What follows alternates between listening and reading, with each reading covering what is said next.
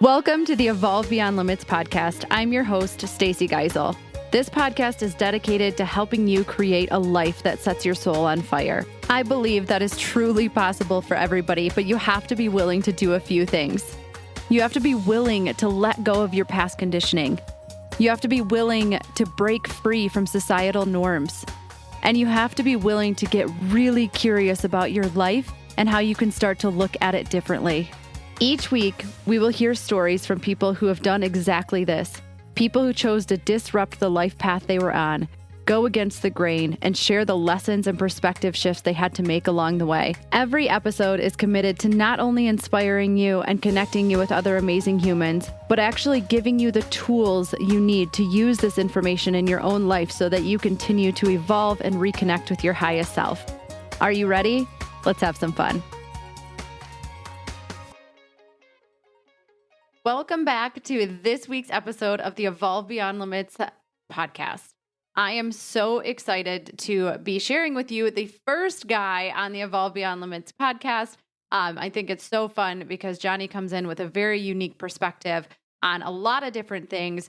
So Johnny, let me tell you a little bit about him. Johnny Elasser is a former Special Operations U.S. Army Ranger with 4 combat tours between Iraq and Afghanistan and another 5 years protecting the U.S. ambassador to Iraq in Baghdad. Johnny has seen the field of masculinity through extreme alpha perspectives and knows the trials and tribulations the toughest men deal with day to day. Johnny's mission is to help men find strength in developing masculinity to become consistent with who they are and not what society expects them to be. Johnny has shifted his fight to advocating and supporting alpha males in finding their own masculinity and purpose as a man into today's society. He is the host of a top-rated podcast, The Art of Masculinity, where he provides insights from himself and others on how to have men live their best lives through authenticity, vulnerability, and credibility. Okay, full disclosure, the first time I recorded this, I actually said, as you can see, Johnny and I have a lot in common, which is pretty comical because obviously I have not been a U.S. Army Ranger. I have not. And what I really mean is that our missions have a lot in common. And so I think that it's going to be really fun for you to listen to this episode to get the different perspectives, the male perspective, the female perspective. We talk about everything from being an alpha male and what that really actually means to discussing the difference between codependency and partnerships, all the way into communicating and how to get started on this journey. And so I'm really excited to dive in with you. I think you're going to take a ton from this episode, and make sure you hang in at the end because I do go really into depth on the codependency versus partnerships and the fear-based love compared to, well, there's no fear-based love. Fear versus love, and give you some action steps. And I think it's going to be something you'll find really interesting. So let's get started. Let's do this. Okay, Johnny, I am so excited to have you because you're actually the first guy on the Evolve Beyond Limits podcast. So welcome. Oh my gosh, that's awesome. This is a huge honor. Seriously. This is a big moment. It's a big moment for everybody. I'm just taking this in. I love it. I love it. Well, I'm really pumped to have you because I do think it's so important to have different perspectives, and we'll kind of get into some things here in a minute, but I like to just start out with a few rapid fire questions so that the listeners can get to know you a little bit better. You might get to know yourself a little bit better and all of that. So are you in for that? Absolutely. I do a lot of good slow fire answers to rapid fire questions. Okay, good. Then this is going to be perfect for you. So first things first is, where are you from and where are you currently living? So I am from Fresno, California. It's the really large agricultural city within California. It's right in the middle. And my wife and I just moved to Charleston, South Carolina. So we're in our new home now. Yeah, what you can see if you're watching the video, you can see in the background, and it's beautiful. It's what you would picture in where you're living. It's so fun. I love it. Okay, so you obviously have a wife. Any other pets or kids or any family that we should know about? Yeah, so we have 3 fur babies now. My wife just brought looking over at two of them right now. My wife brought us a small kitten. She's about 10 months old from Costa Rica. And then we have our two dogs. One's 10, one's 11, and they're amazing puppies. And then since we moved out here, I inherited two ducks, and my wife wants us to get chickens. And we have a little piggy on the way. She was just born. We're going to go pick her up in for like the first week of May in your old neck of the woods in Michigan. And so her name will be Lucy. And so we're going to have like a little farm out I love it. Lucy the pig. And this is funny because Johnny and my husband have something in common where their wives just bring home cats. And that was how we actually got Leroy, as I brought him home. And Andrew was like, don't you dare bring that cat home. I don't want a cat. I don't want a cat. And I was like, yeah, okay, wink, wink. And then he came home to like a litter box. And the only thing that sold Andrew on having a cat was that when he came in and the kitten knew to go to the bathroom in the litter box, he was like, wait, you don't have to teach it how to do that. It just does that. And I was like, yeah, they just like know instinctively to go in the litter box. And he's like, maybe I can get down with the cat. Well, it's funny because Luna, our cat, learned that really fast where the litter box is. But since she's kind of grown up for the first 10 months of her life in the jungle, she now will find a house plant, a big one, and pee underneath it like she's in the jungle. She doesn't do it very often. She only did it in our bedroom like one time, but things you don't think about when you bring a cat that actually did live outside in a jungle space where they look at trees as peeing underneath them.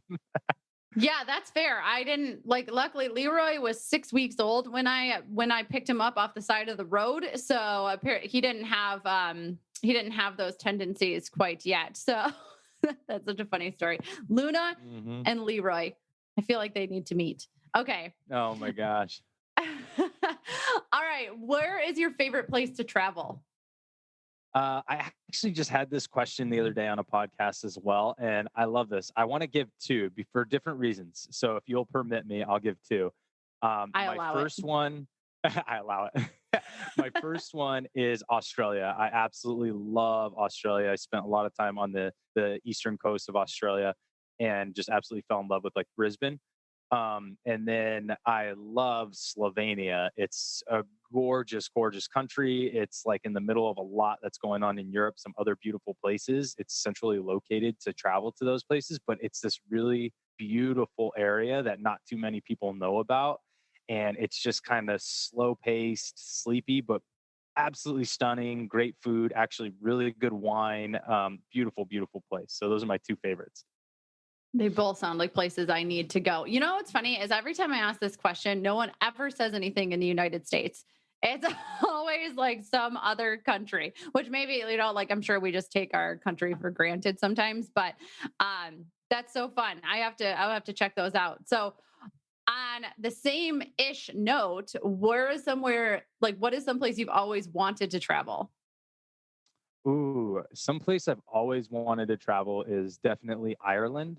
It's definitely not a place I've been, but obviously my heritage, my ancestors are from that location predominantly.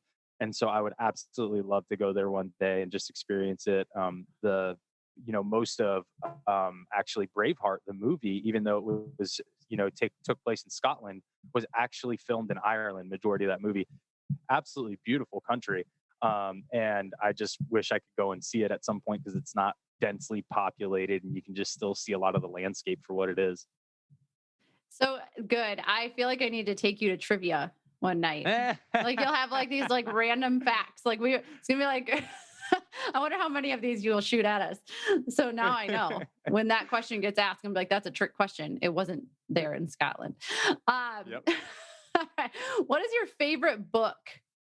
Oh, good question. I love this. I have quite a few books that I really love, but I have to go back to the one book that started me on my own path of development and understanding of who I am.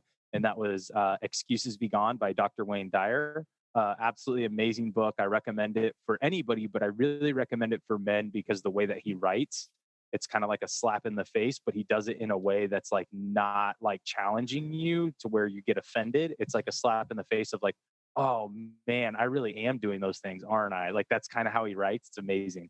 But it's a really great book. It started me on my path, and it'll always have a deep place in my heart and always have a deep place in my favorites for sure. I've never read that book. I'm going to have to check it out. I love it. Like, I think sometimes you guys just do need a little slap in the face by a book. No, I'm just kidding. Yeah. Wait, not in that way. That took a dark turn. Not in that way. Come on. Okay. All right. Last question is, oh no, I have two more. What do you have the most fun doing? Oh man. The most fun doing, I would have to say 100% emphatically is like whitewater rafting / kayaking. Absolutely love it. I did something really cool in New Zealand, which was called sledging. And they basically put you on like it's like a plastic, almost thick boogie board. So it's not very long. It just goes under like your torso. And then it has two metal pieces that come out of the side, and you just hold on to them with your handles as handles. And you literally are basically going down whitewater rapids and waterfalls, like small waterfalls, with like a boogie board, this plastic boogie board. And that's what they call sledging. So you actually paddle it with your legs like you're swimming. Really, really fun time. So anything that's in a river that's white water, I like literally just absolutely love it. It's great. You're such a guy. This is like, that sounds so, like in my head, I instantly go to, that sounds so dangerous. Like, I'm like, you want to do what? I remember we went whitewater rafting. We went on a camping trip. It was Andrew and I, his mom and dad, and my mom and dad. Funny story. We actually ended up having to sleep in the same tent, which was like a 4-person tent as my parents, because we forgot one of the tents at home. And yeah, like, not awkward at all. But we went whitewater rafting and it was so fun. Like we had like the best guide, but then like, this is how my mind works. And I'm working on this is like afterwards you get done and you're like, I could have died. Like there were scary moments on that. Like it's just so funny, but that's awesome. There's something about a river. I like to mostly look at the river or like wade in it, but these other things sound fun, I guess. I love being in them. And one of my goals eventually is I'd love to get like, certified as doing like whitewater kayaking. So they have like class certifications so you can kind of go and go down like different ones. But yeah, that's like a huge goal of mine because it's so much fun to me. It's just like you're by yourself with the river and you got to paddle in a freaking plastic boat and you're just going down this thing having fun. So. It's so funny because you're like, that sounds like so much fun to me. I'm like, that sounds like my nightmare. Like being alone in a plastic boat by myself, when getting like tossed around by the rapids. You're gonna be like one of those guys that's like doing like the flips in the in the water where you're like, I'm like, you shouldn't be upside down in the plastic boat going down the river. That doesn't seem right either. Oh my gosh, I can't wait to see the videos of this. Okay. All right, last question. And what was one of your favorite things to do as a kid? Oh man, I was actually two things. One, I love sports, so I love any sport, and I've been blessed with the fact that like I can actually, I'm pretty decent at any sport, even the first time I touch it, just because I've just very coordinated. So that's something that I really love about myself. But I loved sports. But when I was a kid, probably the funnest thing I can remember doing growing up was climbing trees. And we used to climb some big trees, my cousins and I and my brother, and we just sit up at the top. Like, I just remember just shooting the shit for like hours. And then like our parents knew if they didn't see us in the yard or out in the street playing a sport or something like that, they knew we were up in the trees. And my aunt and uncle had this massive tree that had massive branches to climb up to the top like almost every day and just hang out. It was so cool. I can see you, like you and Andrew doing that now. Like when we come to visit you, I can totally see like you guys at the top of the trees chatting, figuring out all the world's problems. We're just going to be, we've already solved a few of them, but we're going to definitely, Andrew and I are going to put some zip lines out here and just That'll be fun. That'll be good. See, now we know. I could actually see you and Taylor also climbing to the top of a tree and having conversations. So I feel like you should maybe put this back into your life in some way or another. I agree. I agree. Yeah. I hadn't even talked about that's the first time I've ever mentioned that on a podcast, but it's really funny because now bringing it back, I'm like, wow, we really did love climbing trees. It was a lot of fun. Although I'm a lot bigger now, so being over 200 pounds, these trees need to sustain a little more weight on their branches, I think. Well, maybe we don't climb as high now since like gravity is going to pull a little bit harder. Oh, here comes Stacy coming out. Well, Yeah. maybe we just think about climbing trees No, now. no, I want you to climb the tree. I just want you to go to like the first like 3 branches, maybe not the top. Oh, I love it. Okay. All right. Well, that was so fun. Thank you for entertaining all those questions. So, all right, I want to dive in, and I want to say the thing that anybody who knows you or anybody who watches this is going to think, are you too good to be true? And what I mean by that is from the outside looking in, you're like this rugged, wild man. Like, see what I did there? You can talk about that at the end. Good. But you're also like you're sensitive. You're willing to read books like the book Flow, which for those of you who don't know, this is actually about understanding a woman's menstrual cycle and how to work with it. It's not made for men. Well, it can be, yes. And you're more than happy to like talk about your feelings and express emotions. So like what gives? Because has it always been like this? Like, let's just start there. No, this is such a great question. And no, it hasn't always been that way. Before I even started on this journey, I was the typical alpha male because of my background. I was special operations. I protected the U.S. ambassador to Iraq for many years. And I spent about the first, 10 years of my young, like late teens, early 20s in the Middle East, in and out of the Middle East. So I had this huge chip on my shoulder that I was like a man's man and like I'd done all these hard things. So I was not this guy before, right? And not that I was scared of him, but it was just the fact that at that time, that was not what I thought a man was supposed to be, right? I was under the same impression that many men are under these days. But when I realized that I needed to start going down this path for my own health, my own mental health, but also just to truly understand who I was and my imprint on this, planet, I realized that I had to look a little deeper and I had to start having those real conversations. And I had to stop being scared of that because it didn't make me any less of a man. So when I finally, I had a lot of confidence built into me from what I used to do, but I had to take that confidence and adjust it because of the fact that I was no longer doing that job. And that confidence was based a lot about what my background was.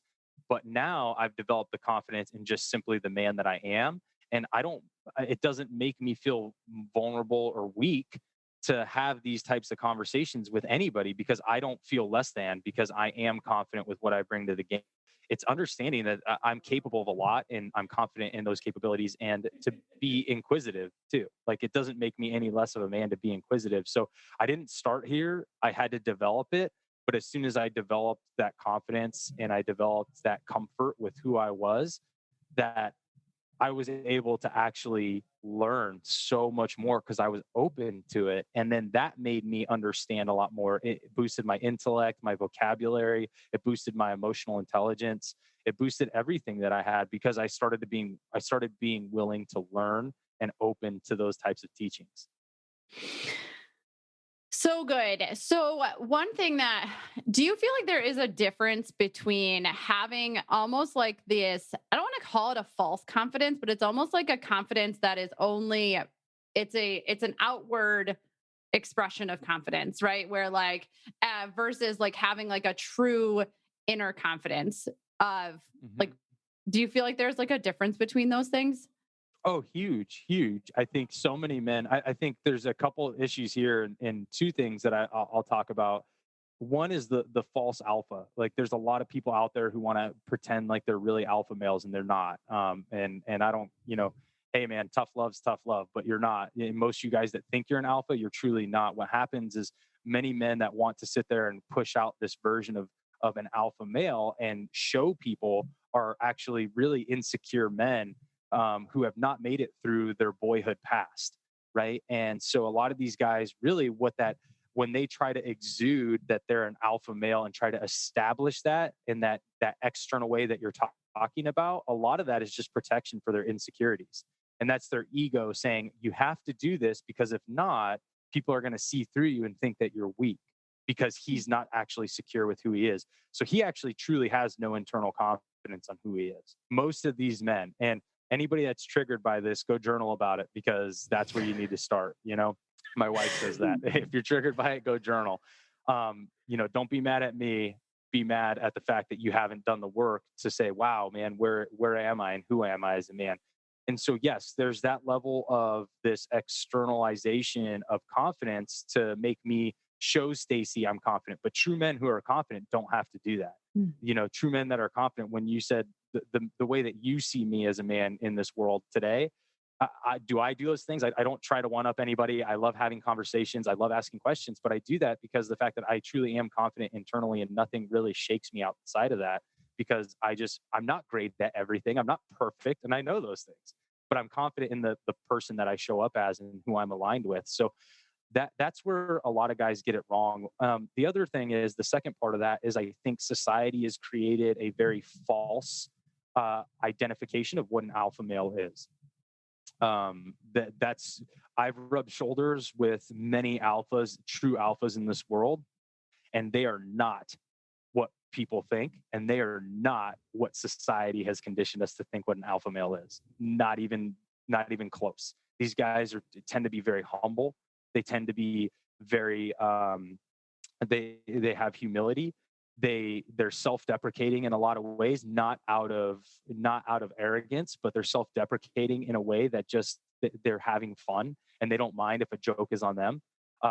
They laugh, they cry, they have emotional conversations, they're willing to open up and be vulnerable. They're all of these things, and a lot of times you wouldn't even be able to pick them out in a bar or a restaurant. That's the funny thing. And these true alpha guys are the guys that can hold their own in any capacity, whether it be intellectually, physically, any of that kind of stuff. They can hold their own in it, and they're not scared to be in any situation. They're highly adaptable. Those are the true alphas. They're able to adapt to any situation. It doesn't intimidate them because they're confident in how they show up in that.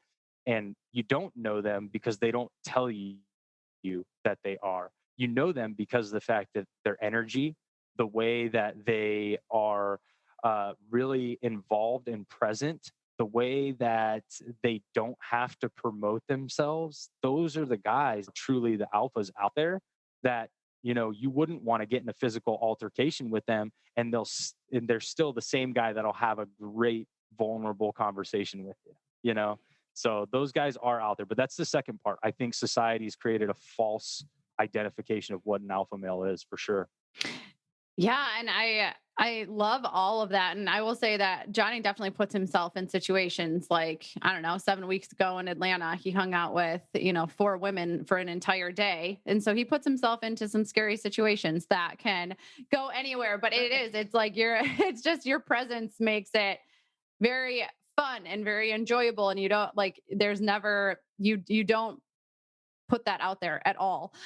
So everybody loves to be around Johnny because it is like, that truly is the energy that you put out, and you make everybody feel welcome and heard and cared for. And you don't try to do that. It's just really who you are. And because you've become so in touch with that. So I wanted to jump back to something that you said, because this is something that I have been seeing come up a lot, is that, that going back to fear and insecurity, because something that I'm hearing, and I have heard a lot from, so Johnny and I actually, we do a very similar thing, but I tend to work with women and he tends to work with men. And so it's really fun. But as I have realized that as I work with women to really figure out who they are and strip away their masks and step into trusting themselves again and giving them having that true internal confidence, is some of the men in their life struggle with this. This is like, and I'll be totally honest. I talked about this yesterday, is that like Andrew struggled when I started to have this, like this internal, I don't like to say, it's not a sense of I don't need you. Like that's not it at all. It's more of a just like I know my worth as a human being and I am not afraid to show that. And he was like, I love this woman that you're becoming, but she kind of scares the shit out of me. And he was willing to admit that and have a conversation around it. And so we could move through it. But for a lot of women, there is this, the men in their life are, they're so hell bent on like showing that they're superior in some way, whether that be a physical thing or this or that. It's just like they're very like, well, I'm obviously I'm superior, and it's just kind of interesting. And I would just love to know, like, where do you think? I mean, it obviously stems from the insecurity, but I think at the end of the day, like really confident men don't feel as if they have something to prove. And I don't know, I would just love to hear your thoughts on that. Yeah, this is a great subject to kind of go on. A lot of men out there, I- it's I don't know that it's superiority. A lot of men out there truly are so socially we're conditioned for what's called hegemonic masculinity, right? And then our underlying effect is that the fact that Western civilization has been based on the patriarchy, right? So the men become the dominant feature. And so while we can relate that to superiority, I don't think necessarily the mindset of men is for superiority, but I think the mindset of men is for control of the household, right? And wanting to show that they're the protector and the provider, right? So when you become independent, what happens is men are terrified of this because the fact that you no longer are codependent on them, and their self-worth as a man in Western society is to be the provider, the protector, and everything else for the household. So what's happening is it's making them insecure because no longer the role that they were told they were supposed to have is available to them. So now what's terrifying is they don't know where to go after that.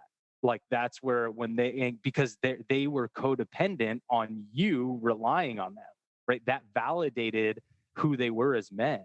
So when they're codependent on that and you break that off and say, whoa, whoa, whoa, bro, no, I'm independent and you can be independent and we're choosing to make a life together. That's what we're doing. Nobody's codependent here, right?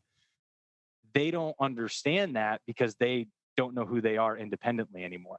And maybe they never knew who they were independently. So a lot of it becomes the social constructs of what we've been preconditioned to hold in us as men because of the sociological effects of how we've been taught what a man is supposed to be.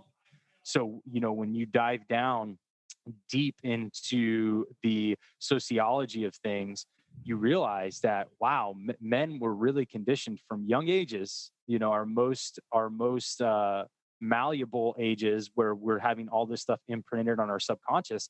We are trained so young on what a man is supposed to be that when we get to adulthood, which now this is what's getting guys in a lot of scary situations with insecurity, is you women are being promoted to be independent and you guys are finding your place now as strong, independent boss ladies who are creating lives for themselves and no longer are the old constructs for masculinity serving men. It's actually falling apart and they don't know where to go. They don't know how to look inside themselves because on top of that, they've been told that if they look in their emotions and if they acknowledge those and try to look inside, that they're weak and beta males, right?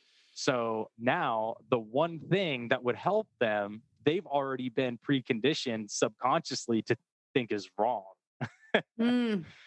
Oh my gosh, such a vicious cycle, right? And it makes you like I say this all the time. I have so much compassion for men in this aspect because you guys truly are brought up to be the provider, be you take care of the family, you don't show emotion, you don't even admit that things are hard. Like that's just like that's not your role, like you said. So I want to dig in a little bit because I love we've had this conversation in the past, and I think it's an important thing to touch on the codependency versus like having a partnership in your relationship. And I think I can talk about this because I know for me, what I used to be very codependent on Andrew. Andrew was like when I married him, in my head, I was second fiddle. It was like kind of the Andrew show, and I was just there. And because I didn't know my own worth, and I think that since then I've grown so much, and now I can sit there and say like codependency for me was, and so I'd love to hear your thoughts, but codependency for me was believing that I wasn't like he made me whole, right? Or I was a lesser person without him.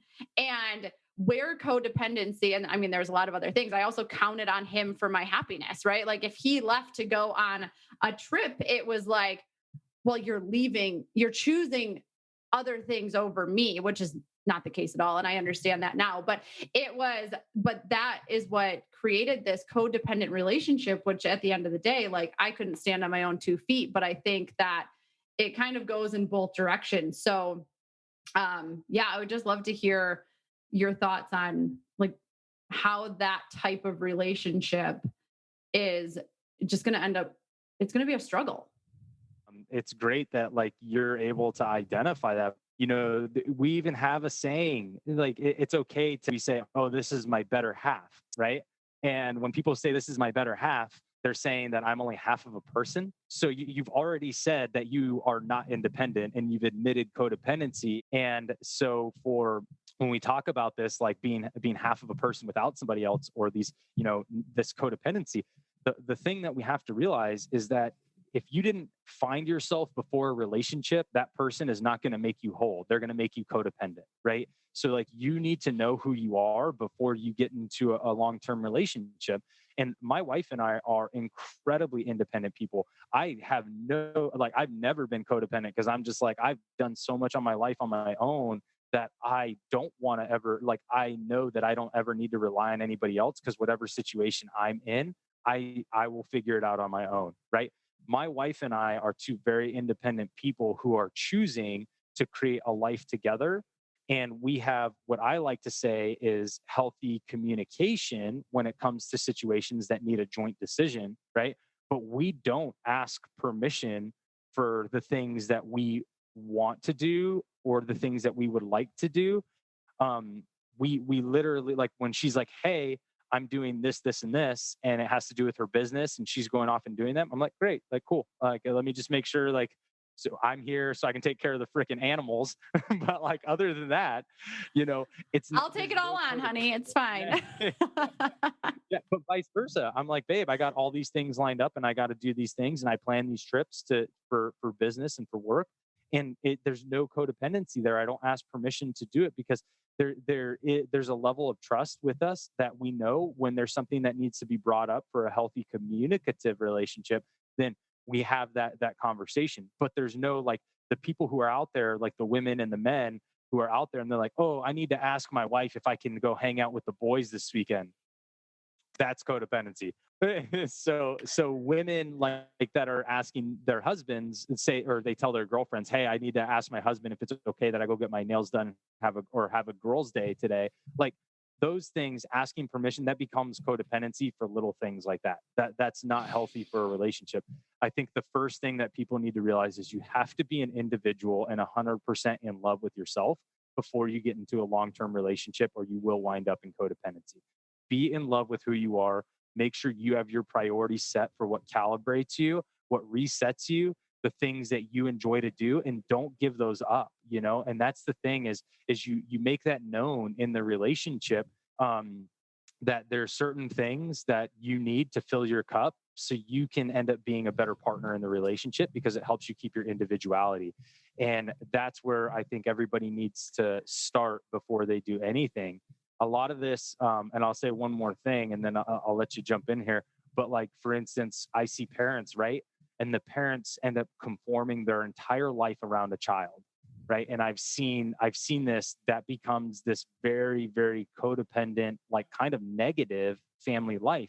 But what I've seen a lot of families do, which I think is beautiful, and I've seen them do this today, is they bring a child in, but the child conforms to their life, right? Like they still do the things that they enjoy doing. They still have the connections with the people they enjoy having connections with. They still do life the way they want to do the life, and the child gets incorporated into that life. Now, obviously, there's small things that change because it's a kid, but for the most part, they incorporate the kid into their existing life. They don't change their entire life for the child. And that's where I see these beautiful relationships and beautiful home lives from a lot of couples that are starting to do that more now. They do that, and it creates more of individuality with them as a couple, and it allows them to not be codependent with their children and with each other. So creating that individuality and holding that first and foremost. People might tell you it's selfish. Cool, that's fine. Selfish isn't bad. Selfish is actually really good, because I can't give back to my wife if I don't fill my cup up 100%. If I'm that half a person that I tell everybody this is my better half, if I'm only half a person all the time, guess what? I'm giving my wife half of a good husband. I'm not giving her a full good husband. So you got to love yourself first. Well, and we agree so much on the selfish. I like that word. I just wish it didn't have such a negative connotation, because it is like such an important piece that, like, people would just be a lot happier if you were a little more selfish with your time. And I love that you even brought that up about the families and things, because I do work with a lot of moms, and they very quickly lose themselves in being the caregiver but in the meantime, what's the damage that's being done, and like what is the relationship that you're showing your kids that's the most important. So I think that that's really powerful. I want to ask a question, because it is where, because I know, like, I'm going into the mind of certain listeners, and where is the line of respect? Because there's this, like, yeah, you need to be able to do what you want, and you shouldn't have to ask for this or that. And maybe I just answered it like, you don't have to ask, but like, where, like, because some people would be like, well, I do that just because I respect that person. And I hear this a lot, not just with spouses, but in like, well, I'm not my full self around certain people because I respect them. Where do you, like, how, I don't know, talk more. Yeah, that's great. I like this question because I think there is a line that can be blurred. What I would challenge anybody to do is, before they go ask their partner if they can or can't do something, ask yourself, are you doing it out of obligation, or are you doing it out of you actually wanting to just let them know so they can plan on their schedule? And the other thing is, are you affording them the same opportunity? If you're not affording them the same opportunity to have that time for themselves, then you're abusing that situation. And then that isn't respectful. And it becomes that negative version of selfishness. But when you're looking at it and saying, oh my God, hey, Stacy, I'm going to go out with the boys this weekend. I'm going to go play golf, right? Like we're going to go play golf. It'll be about 3 hours, 4 hours, whatever. Cool. I'm just letting you know that that's what it is. And then you're like, cool.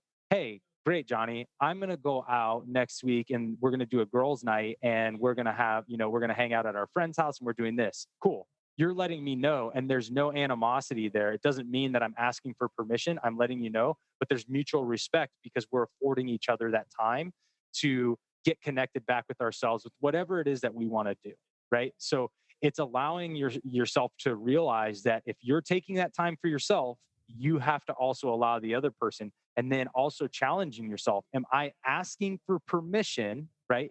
That's the one thing. Am I asking for permission? Typically, if you're asking for permission, it's not out of respect. It's typically out of obligation, because you feel like you have to get permission from them because you're not confident in keeping your own individuality. But let's say, for the sake of this conversation, that you feel it's out of respect. Ask yourself, am I asking permission out of obligation, or am I asking permission because I think they have something planned that day, and I truly just want to make sure I'm not stepping on any plans that they set for us? Mm. And that's so good. And it's like it's been a hell of a lesson because Andrew and I, like for anybody who doesn't know, we got married. I was 21, he was 23. We've been together since I was 18, he was 20.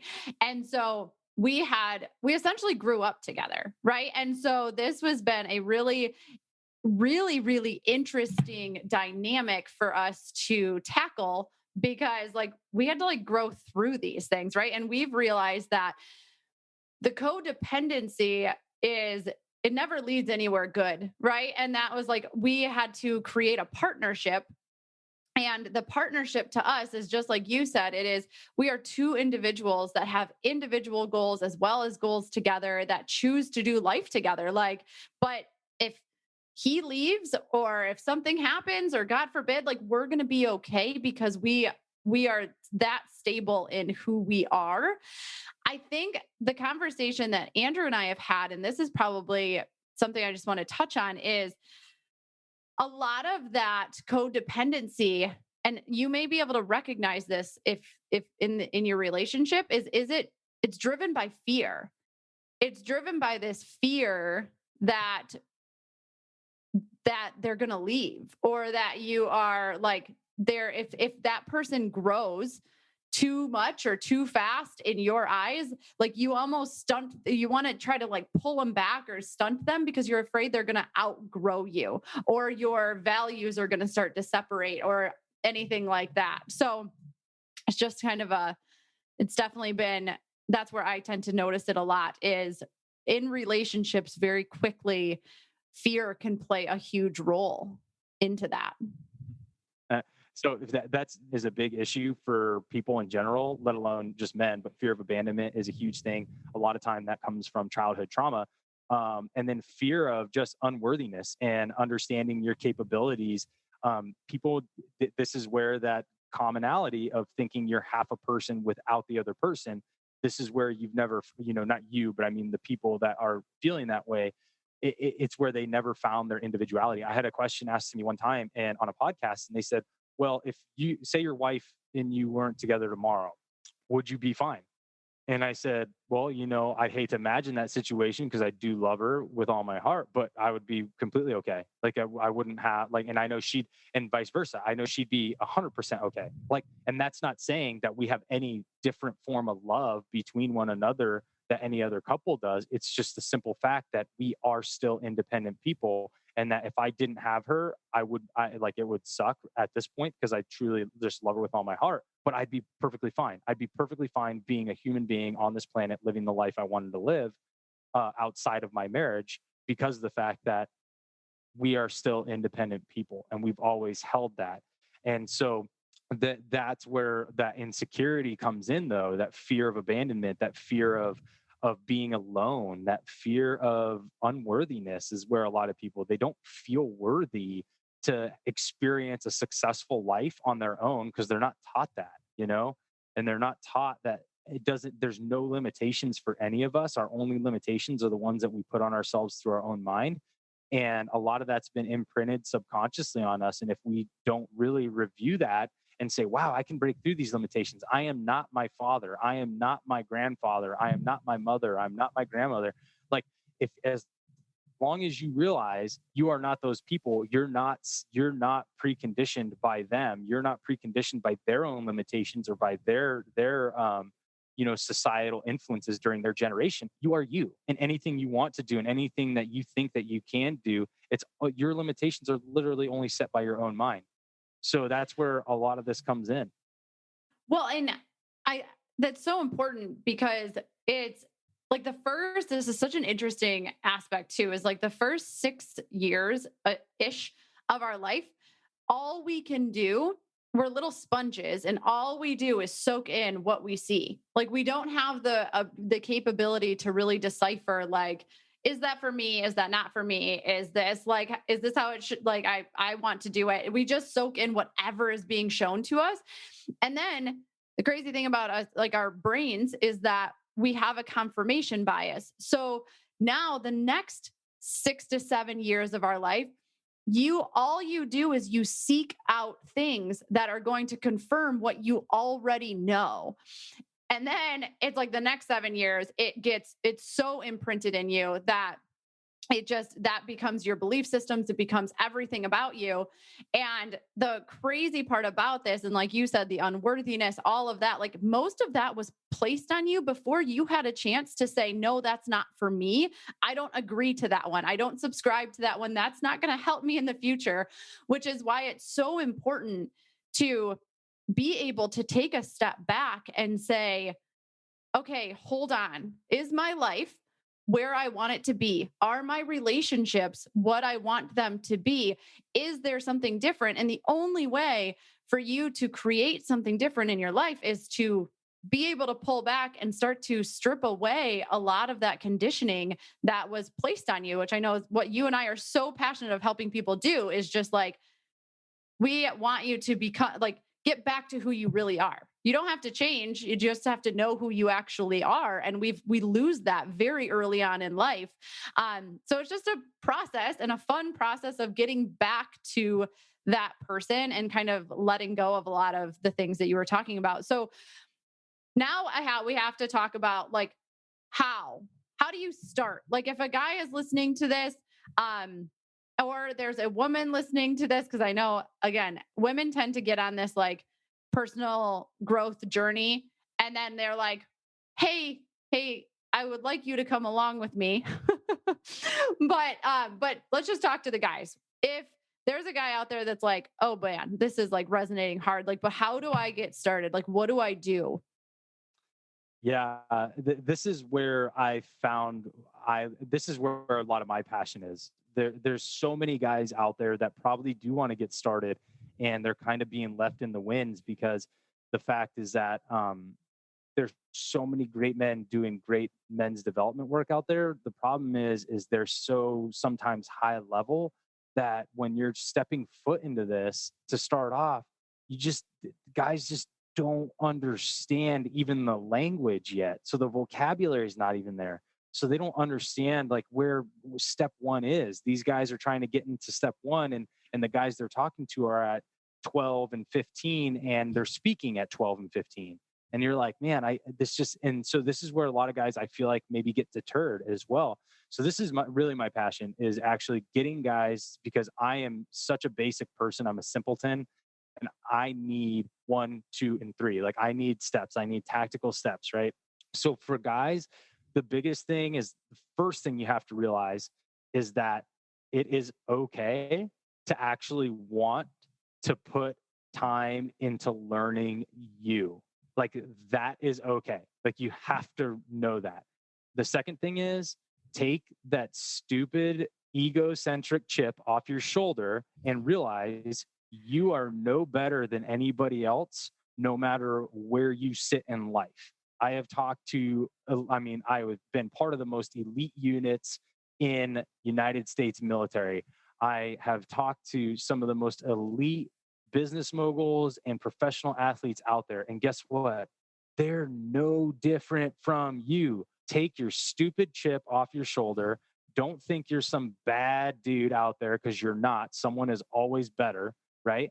And just understand that you need to start listening, right? And so take that chip off your shoulder and understand that you also need to start listening and investing in yourself psychologically.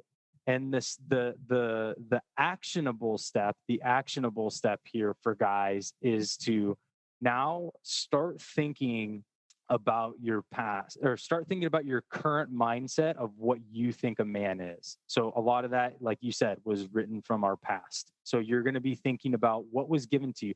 Think about who your biggest role model was in your life. And it doesn't have to be a physical person. Sociologically, a lot of what we've derived from who we are as men is actually from like watching movies and watching TV and magazines and media. A lot of it's actually pieced together from that. So it may be the fact that you really resonate with what a man is supposed to be from all the Arnold Schwarzenegger and Stallone movies you watched growing up, right? Like, or Clint Eastwood and John Wayne. Like, maybe that's how you developed being a man. That's fine. That's called the normative theory. Most of us actually have that in our repertoire. So if that's fine, but list out those traits and think about where you develop those traits from. And the second step to this is start to list out those traits that just don't actually serve you. Like what is actually not helping you in your life right now, and what doesn't actually resonate with you? You know, what makes you like, oh yeah, that actually, why would I act that way? Like that seems really weird. Like that's not even me. I don't even like that, right? So what we're doing right now is taking out pieces of your current masculine blueprint that aren't even aligned with you. And then what you want to do is you want to start thinking about all the traits out there, and think about men that you respect right now in this world. It could be friends, it could be family, it could be influencers, and start to list those out as part of what you align with, right? And so now whatever's left over from the past, right, whatever still aligns with you, you basically push that together with the new stuff that you just found out that you like in men that you want to uphold. And that becomes a new blueprint for you. That becomes a man that you're aligned with, right? That's where you start. You have to figure out what you're even aligned with before you can even go anywhere. That's the foundation of everything for us as men. And it's so important. It's funny because when I talk to, when I am working with women, we talk about the same thing. But it's just in a little bit of a different words of, we have to to figure out who you are. You actually have to first figure out who you're not. And I always joke about the fact that it's like, I don't even know what movie this is. So somebody please tell me what movie this is. But where it's like, the guy gets fired or whatever, and he's like pointing to people and he's like, fuck you, you're cool. Fuck. Okay. Okay. So that's like what you have to literally do with like these different masks that you've been wearing your whole life, is like literally looking through and being like I like to make everything fun. So that's my way of making it fun. Like of being like, yeah, fuck you. That's not working anymore. That like, this isn't working. Like what is no longer serving you, and be willing to give that up. So, okay. I have 2 more questions. This is going long, but I feel like I could talk to you for 3 days because it's fascinating. It's like for my own enjoyment, but I'm sure everybody else is getting something out of it too. So, but okay. So I have 2 more questions for you. The last one the second to last is communication. We've brought this up, right?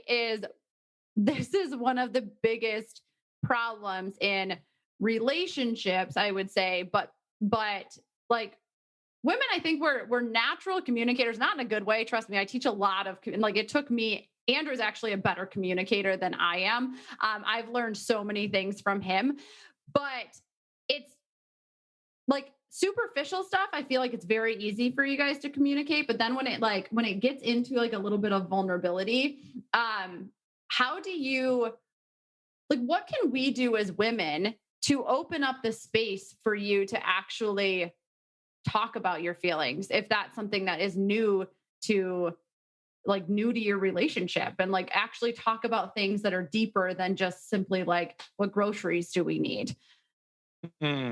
This is a great question. This is also probably one of the toughest questions, because the fact that men aren't going to do something unless they've come up with the idea that it's good for them and they've bought into it. You can't tell them what's good for them. The problem that we have with this is I'm well aware of that one. It's just a fact. Yeah, my wife is too. It's just a fact. Like that's just what it is. But the problem that we as men struggle with as well is our sense of masculinity is still, if it's still tied up in the old societal expectations of what a man is, it's very hard for us to have those deeper conversations with you, because we feel like you guys are not going to see us as the men that you married again, as that alpha male, or that, that manly man. So there's this separation there that we've created a story. While it's incredibly sexy for you guys, right? Like you guys are like, holy shit, he's talking about his feelings. Oh, wow. Yes. Like this is a turn on, right? Turn the crock pot on. I'm good to go. Like guys don't actually make that connection. Guys don't make that connection. We see it as, if I get vulnerable with my wife or my girlfriend, if I allow her to see the emotional side of me, she's going to think that I'm a bitch. and that I'm not a man and she's going to go somewhere else, right? Couldn't be further from the truth, but that's what we think.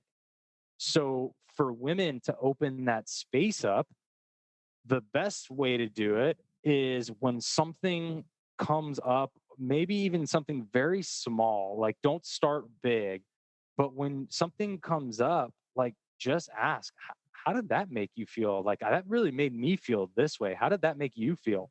The thing is, when you get men to start slowly speaking emotions and vulnerability, the more they do it regularly, the more they're going to start doing it and opening up big time, right? But it's like baby steps. It's just give them permission by saying like, wow, that made me feel this way. How did that make you feel? Like when you see something on TV or you hear something on the radio, and then just see how they respond.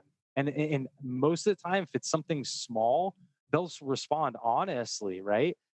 So because they just think it's innocuous. They don't think that there's any big deal behind it, right? But what you're doing is you're allowing them to open their mind to actually assessing what they're feeling and then giving words to it, right? So that's my recommendation. Use small things in everyday life, and then as things go, you can start to talk more about in the relationship how those things make them feel, or asking them in the relationship, how do you feel if we do this, right? Like just trying to get them up more with that vocabulary.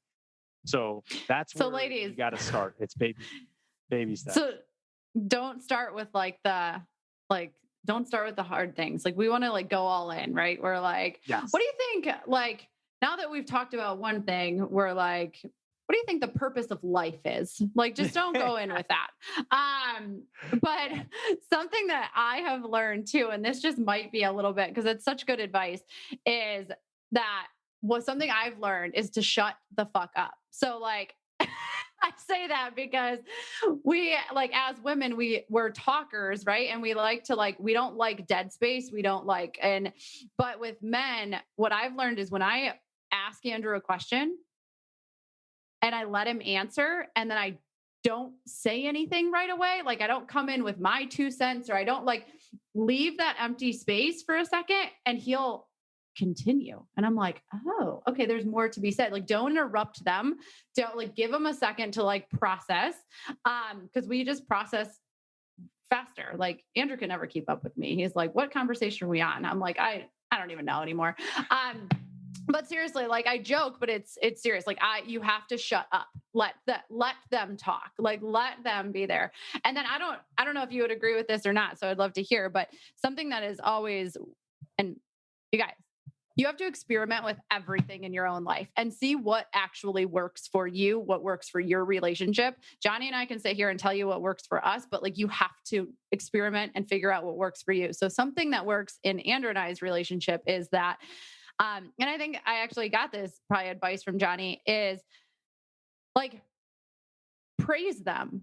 When it's so funny because we have these expectations of, and this is for anybody in your life, we have these expectations for how we want people to act in our life and how like ideally we would like them to act. And then when they act that way or they do the thing, we never say, wow, I loved that you did that. Or like Johnny said, the way to a man's heart is be like, that was really sexy that you talked about your feelings like that. And they'll be like, oh, that's all it takes. But it's just funny. And so like in any relationship, because everything Johnny and I are talking about, it applies to your relationship with yourself, with your relationship with everybody in your life, your spouse, whatever.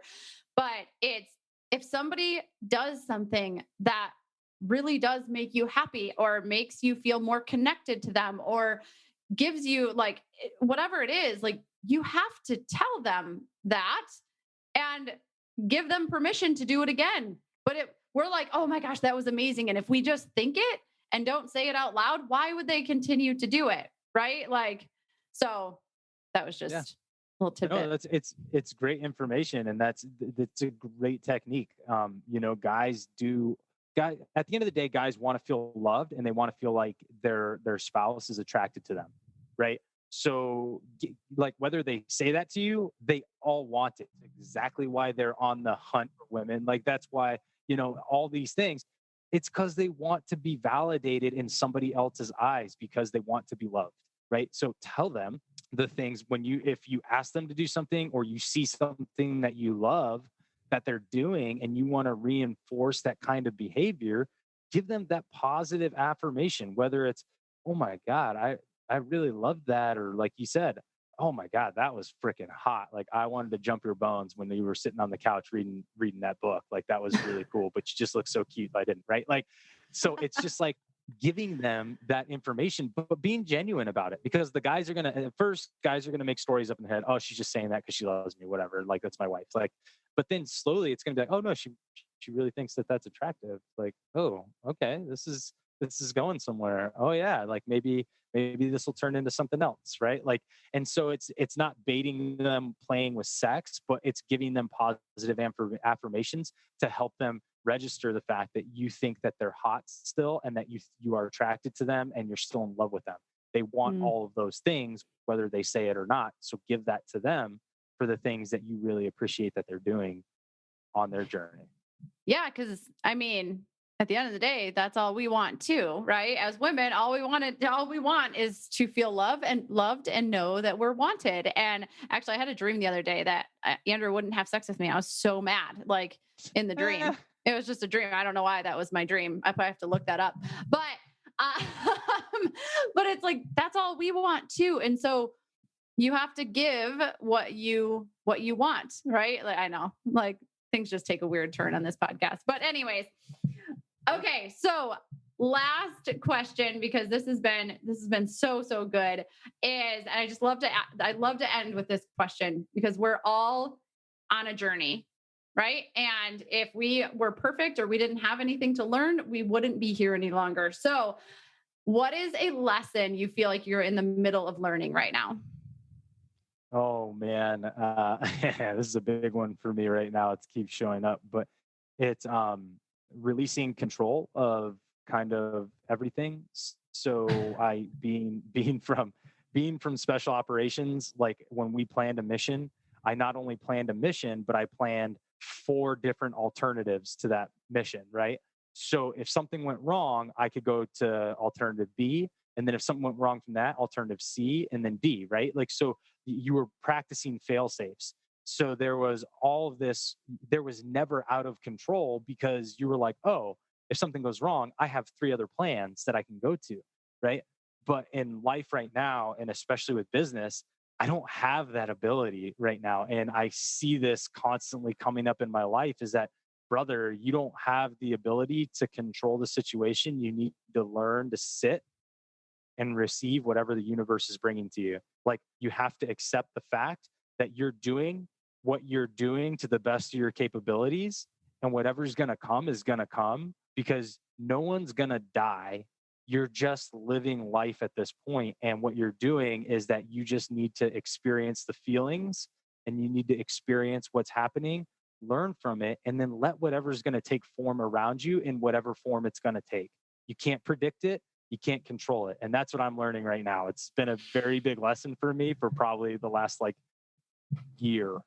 Surrender is hard. Trust me. I am a recovering control freak myself. And again, control comes from like this fear, this insecurity, and it causes a lot of worry, right? A lot of worry for no reason, but it's I don't know if you've ever read the Surrender Experiment, but no, it's a good book. Yeah. It's by Michael Singer. So he wrote The Untethered Soul, but it's like the second book. It's pretty fascinating. So yeah, definitely. I understand that lesson. And I think everybody can resonate with that in some way. And men, especially because men are just, and like, there's no, something that's so important for me to help other people understand is that like men and women are different for a reason, like, because we have beautiful differences that make us so special and like really beautiful gifts that if we can come together as a team, we are unstoppable. And it's just so fun to see that. But like men are very logical, right? Like that is again how society has brought up is that you are very logical. There's the 10-step plan. You don't deviate from the 10-step plan. That's all there is. You have to know exactly what's coming. And like, that's not life.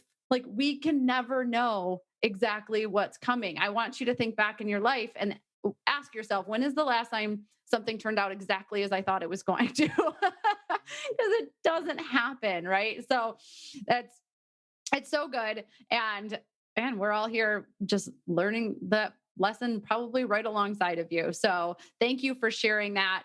And there was something else I was going to say, and now we're going to have to cut this out because I don't remember what it was at all. One of the things too I wanted to mention as well is that just one of the hard things I think a lot of us, and we say it all the time. I've seen it on IG a lot, and I'm sure you have too, Stace. But like, it's all about enjoy the journey. And I know that sounds a lot harder than it really is, but like, seriously, like, your life is simply just a journey. It's not milestones of mountaintops. The mountaintops are brief, but the journey, for good or bad, is actually really what life is about. And so if you stop to remember to be present and enjoy that journey, regardless of where you sit, regardless of what you're struggling with in life, just remember, like, you're still on this side of the dirt. You still have this opportunity to learn and to make life what you would like it to be, and just be present with yourself in those moments, and who's with you, and the animals that are with you, and the space and energy that's with you. But learn to just start enjoying that, because you don't get that back. And when you get to mountaintops, many people look back and regret because they forgot to enjoy the journey. So it's that's also a lesson I've been learning, because on this entrepreneurial journey, it's really hard to not want to always look at the mountaintop where other people are and say, I want to be there. But they all went through the same stuff you're going through. And so it's like, remember, everything will come as long as you stay consistent and you put, your positive vibrations and energy into it. You're going to attract the life you want. So just stay involved, but stay present. Yeah, and just don't shoot for like, there is no finish line. So for everybody, like, spoiler, the finish line is one place. There's one way to end. So like, we are like, stop looking for the finish line to every single thing. Like, don't treat life as a finish line, because the reality is, whatever finish line you have put out there, once you get there, you're going to move it. And so just truly, like you said, being able to be present. And I think that's an amazing place to end the interview part. But I know that people are going to want to connect with you more. I know that you have an amazing course that you are opening up for men. Which I already have men in my life that I can't wait to send your way. And yeah, just tell us more. Where can people find you? Tell us more about what you have coming up and how people can just connect with you more. Oh, thank you, Stace. I just wanted to also just acknowledge you and give you a ton of love, because you're just such a kind person, but you have obviously just a beautiful energy, and what you bring to everybody's life is absolutely amazing. And your readings are just off the charts, by the way. They're so cool. Oh, I love doing Thank that. you. So thank you for this opportunity to serve your community, but also thank you for opening the door for letting me kind of share what I got going on. So if anybody wants to find me, you can find me on IG at johnny.elsasser. That's ELSASSER. Or you can email me at johnny@johnnyelsasser.com. If you're interested in anything, plus you can go to my website, johnnyelsasser.com. It's got pretty much everything that I'm doing on there. We do have a men's course coming up, which is a 12-week course that a good friend of mine, Lucas Smack, and I have put together, and it's absolutely amazing. It's called The Dawn of Masculinity, and we're starting this course to help guys find their childhood traumas, because all of us have it, regardless of what we want to believe. We have some minor build their foundation, and then we help them incorporate tools and visualization, synaptic connections to ensure that they bring that man forward every day after the course, so that they're truly aligned with him, and that they know what that feels like, and they can bring him forward in every aspect of their lives. And they know that when they honor that man, they're actually honoring their highest selves, and they're showing up as their higher selves, which then gives them the ability to live their lives to the highest potential possible. So that's called The Dawn of Masculinity. It opens up May 3rd. That's when we kick off, but we're open right now, taking registration for guys who want to be part of it. we got a good group of dudes that are already involved, and I can't wait for more guys to be there. So yeah. I am so excited for that because this is like it's so needed. And I'm just pumped. I feel like if I can, like this could be like such a cool like couples thing. So wife can come work with me, man go work with Johnny, come back together at the end of this, and we have got this just so much growth. So you also have an amazing podcast. So if guys just want to start to understand you a little bit more, where can they find you as far as that goes? So the podcast is The Art of Masculinity. And in The Art of Masculinity, it's a huge passion of mine because we talk about opening vulnerability for guys who are at the most elite levels of kind of their own field on this planet. So from special operations guys to professional athletes to business moguls to podcasters to influencers, we have some of the like most elite people in their own fields that come on there and talk about their struggles and talk about the fact that life that they've gone through is not perfect, and to get where they're at, it's not all glim and glamour. There was a lot of struggle there, so they open up about where they went through, and that number one, they're not alone, but it also gives guys permission. It's a really great podcast, a platform that I love dearly, and have great conversations with other guys in this planet trying to make a change as well.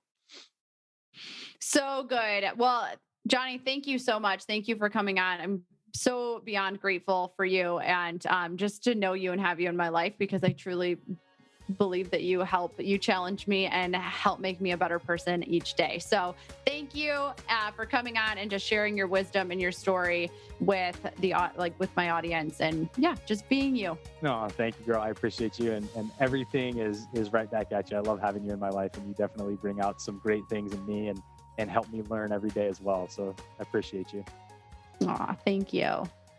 Welcome back to the Evolve Beyond Limits post show. So this is the opportunity that I like to take in order to kind of recap something that was really powerful for me in the episode that I want to either elaborate on, and then also give you some tools that you can use in order, like in your own life, because we have to not just listen, we need to implement. So the first thing is that, like, wow, I loved Johnny's episode. It is, I just re-listened to it actually because I took so much from it. And the one thing that I wanted to dig a little bit deeper on was this essence of codependency versus a partnership. And like we touched on it in the episode, but I really wanted to take a second to dive into it more because I think that Johnny did such a good job of bringing this to our awareness, because making this shift has seriously been such a huge part of my growth and the growth of my relationship,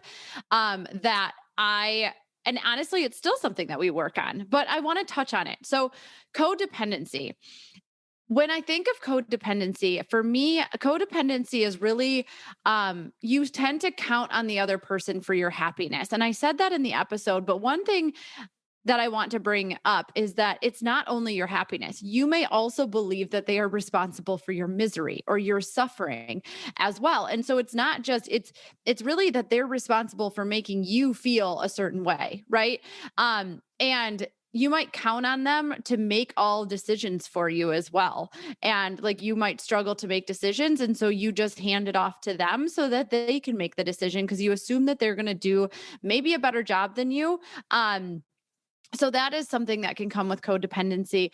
Codependency is that belief that the other person makes you whole, right? And again, we talked about this in the episode, but it's a big thing that if you believe that, you're only 50% of that relationship, then we have to start to shift that, because this might seem really similar, but some people resonate more with it when I say it this way, is that you believe that you're actually a lesser person without them. Or you believe that they are the person that makes your life what it is, right? And so just knowing that, it's also the insecurity, and you have a lot of insecurity and fear around losing them. And you might get really tied up in labels, like you view them as mom, dad, husband, wife, breadwinner, caregiver. Like you tend to look at each other in the eyes of the labels that you're wearing. And then also controlling. In any aspect can actually be very much a sign of having a codependent relationship. So when it comes to a partnership, I want to talk about the difference between that, because a partnership is really two individuals that choose to be together. You have goals, but those goals, you have separate goals as individuals, and you have separate goals together. That doesn't make sense. You have goals together as well. And so that's a big sign that you are in a partnership. Another thing is that each person is very confident in what they bring to the relationship, right? Flexibility. So it's not so controlling. There's a lot of flexibility because, again, control usually comes from fear. It stems from some sort of fear or insecurity. So that flexibility shows that you're not so afraid of things falling out from underneath you or whatever that looks like, which we'll get into that in a second. And you're open to learning from one another and honoring the fact that you are at different stages of your journey. So this is something men and women we were created different for a reason. And we have fallen into a lot of where it's like a competition. Somebody's trying to be better than the other. Women are better than men, or all this, or men are better than women, but it's not a competition. Like we came to this earth to be two different types of beings. And so if we could learn to honor that in one another instead of fight against it, we could really change the world as couples, because there are things that as women, we're going to be naturally better at doing, and vice versa as far as men go. So can we start to look at each other in that way? It can be really powerful. So I want to tell you a little bit of a story, because that was just kind of like a breakdown of maybe where do you see yourself in that? Where do you see yourself between those two things? And is there work to be done? And if there is, that's not a bad thing. It's just that's an opportunity for you to bring it to your attention and start to work on it. But the reality is that change can be really scary for you, but it can be really, really scary for the people around you. And Andrew and I have been together for 13 years, married for like 11 and a half. We were truly babies when we met. I shared this, I was 18, he was 20. We are both completely different people than we were when we met. And thank God, amen. I don't know, whatever you want to say, but these types of conversations that I'm having with you today are conversations that have actually come up for us a lot lately, because in the last couple of years, we have both seen so much growth that it started to lead somewhere. It could have led somewhere a little bit scary, and a little bit more on a not so great side. But here's the reality. As humans, we're meant to grow and evolve. But so many times, people and couples actually stunt their own growth or the growth of the other person that they love the most, not because they don't believe that they are actually capable of all the amazing things that they're going after or believing or all of that, but because of fear. Fear that that person might outgrow them. Fear that if they change, things will never be the same. But I want to bring to your attention that never be the same isn't always a bad thing, right? Like, thank God Andrew and I are very different than we were 15 years ago, right? Fear of the unknown, fear of losing one another. That can be a big one too. So, over last November, Andrew actually officiated one of the most beautiful wedding ceremonies I've ever seen. I might be a little biased, but anyways, there's one piece of that I really need you to hear. And that's this: stop living from a place of fear and start living from a place of love. If we can learn to lead and live with love and not fear, amazing things can happen. And we don't always think about that when it comes to our relationships, but it's really pertinent. And fear is trying to control the future. Love is being where your feet are and enjoying the moments together, wherever they might take you. Fear is protecting your thoughts because of what the other person might think. Love is being vulnerable and being willing to have an open mind and growing together. As individuals, you will change because everyone does. Don't be afraid of the change. Love, understand, work together. If you can do this, you will get to fall deeper in love every single day. Truly, I'm going to leave you with that. And the action step is there's a few different things. One, I actually just got done. I did a couples white light session, and it was really, really powerful. And one of the things that came up is that you have to be committed to pouring just as much time into yourself as you pour into others. And so, my challenge for you, my action step for you, is a solo-cation. When is the last time you took a vacation completely by yourself?